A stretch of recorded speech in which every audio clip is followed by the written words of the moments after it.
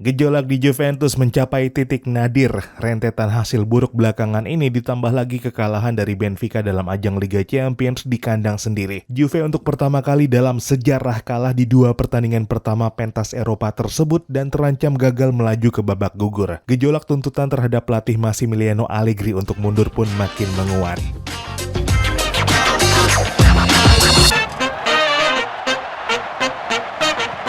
Halo dan selamat datang kembali di Papa Bola. Matchday kedua Liga Champions 2022-2023 kembali jadi petaka bagi Juventus. Pekan ini sebenarnya kesempatan bagi Juve untuk bangkit setelah pada matchday pertama lalu kalah dari Paris Saint-Germain di Parc des Princes. Namun yang terjadi lagi-lagi Juve diperdaya lawannya. Benfica mendominasi Allianz Stadium dengan 56% penguasaan bola. Unggul segala-galanya atas Juve, melepas 19 tembakan yang 7 diantaranya on target berbanding Juve 11 tembakan dan 3 on target, memenangkan 73 duel berbanding Juve 54. Para penggemar Juve kembali diuji kesabarannya setelah negatif football lagi-lagi diperagakan Allegri terhadap pasukannya. Lebih banyak back pass setelah bikin gol cepat, itu pun lahir dari bola mati. Dusan Vlahovic jarang dapat bola, tercatat cuma 26 kali dapat sentuhan sepanjang 90 menit penuh bermain. Bola-bola Juve banyak dikuasai Leandro Paredes dan Leonardo Bonucci di lapangan sendiri. Juventus yang sebenarnya bikin start bagus di laga ini berbalik tertekan ketika Benfica mendapatkan ritmenya hingga mengubah keadaan dan unggul setelah gol David Neres pada 10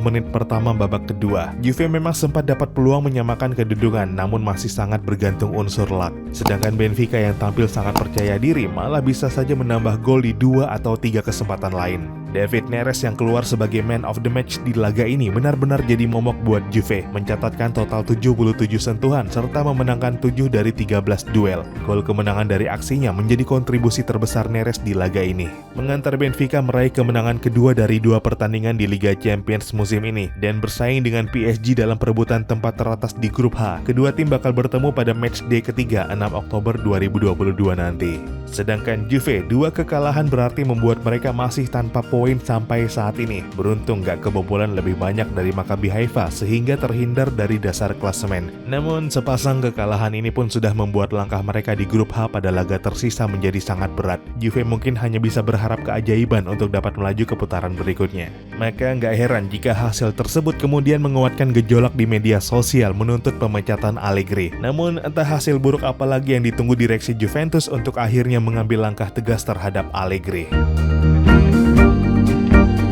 Setelah Benfica, Juventus hanya memiliki 3 hari untuk pemulihan sebelum kembali merumput di laga melawan Monza pada Giornata ke-7 Serie A Italia 2022-2023. Juventus sementara ini menempati posisi 8 Serie A dengan 10 poin dari 6 pertandingan, tertinggal 4 angka dari Napoli di puncak klasemen. Rentetan hasil imbang jadi alasan merosotnya posisi Juve di klasemen saat ini, yang dalam 5 pertandingan Serie A terakhir hanya bisa sekali menang dan sisanya imbang. Yang terbaru adalah laga kontroversial melawan Salernitana, yang gol kemenangan Juve dianulir wasit setelah mendapat intervensi VAR. Banyak kritik dan sorotan terhadap kinerja wasit dan VAR selepas laga tersebut karena footage yang berseliweran di media sosial jelas menampilkan Leonardo Bonucci tidak dalam posisi offside. Namun atas kontroversi tersebut, pelatih Juve Massimiliano Allegri yang mendapat kartu merah karena sempat protes memilih menerima keputusan wasit dan ogah larut dalam amarah. Kini Juve harus bersiap bangkit dan kembali ke jalur kemenangan. Dan syukurnya di tengah tren performa minor belakangan, Juve kedapatan lawan Monza yang sejauh ini jadi lumbung poin di Serie A. Monza yang berstatus tim promosi baru dapat 1 poin sejauh ini di Serie A, menyusul hasil imbang melawan Lecce di laga terakhirnya kemarin. Monza juga jadi lumbung gol tim-tim lawan yang sampai saat ini sudah kebobolan 14 gol, terbanyak di Serie A. Maka jangan heran jika kemudian Juve menjadi sangat diunggulkan pada laga nanti, bahkan meski pertandingan dimainkan di kandang Monza U-Power Stadium yang dijadwalkan kick-off pukul 20.00